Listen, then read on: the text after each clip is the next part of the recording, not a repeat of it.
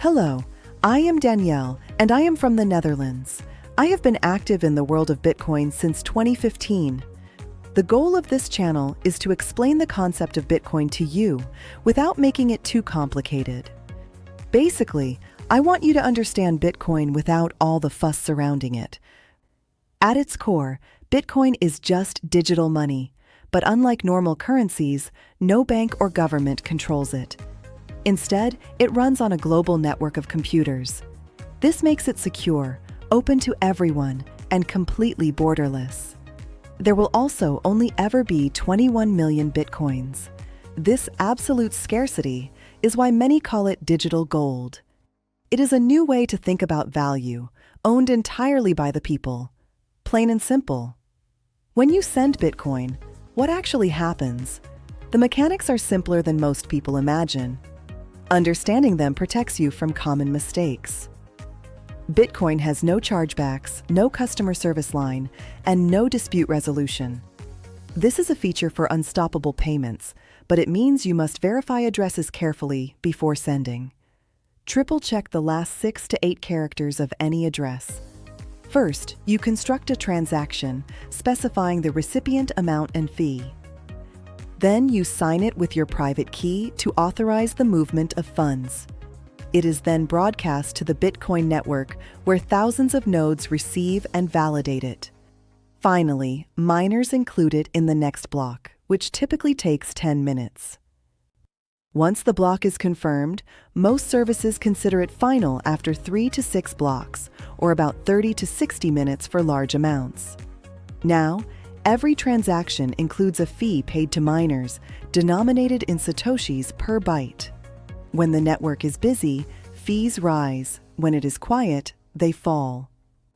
Your wallet calculates this automatically, but you can usually adjust it. Pay a bit more for faster confirmation or less if you are not in a hurry. The Bitcoin blockchain is publicly auditable by anyone.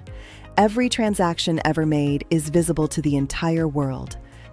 This transparency is a core security feature, not a privacy weakness.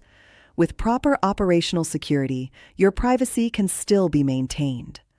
All withdrawals on the platform are on-chain transactions. This is what "don't trust, verify" means in practice. A block explorer is a tool that lets you read the blockchain. You can look up any address, transaction, or block. Popular explorers include mempool.space, blockstream.info, and blockchain.com. You can look up your own transaction ID after sending Bitcoin to track its status or verify that a payment you received has been broadcast. You can see every address's complete transaction history and current balance right there on the ledger. You can also see the block height, which is the total number of blocks mined since the very first one in 2009. It also shows you network health through the current hash rate, mining difficulty, and real-time fee estimates. You can even see the mempool size, the number of unconfirmed transactions waiting to be included in the next block. Over 99% of people acquire their first Bitcoin through centralized exchanges. Despite the privacy trade-offs, they are the fastest, easiest, and most regulated option. There are several ways to acquire Bitcoin. Each has trade-offs between convenience, privacy, fees, and risk. Centralized exchanges like Coinbase, Kraken, or Binance are easy to use, require ID verification, and connect directly to your bank.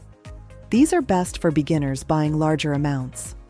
Peer-to-peer trades happen directly between individuals.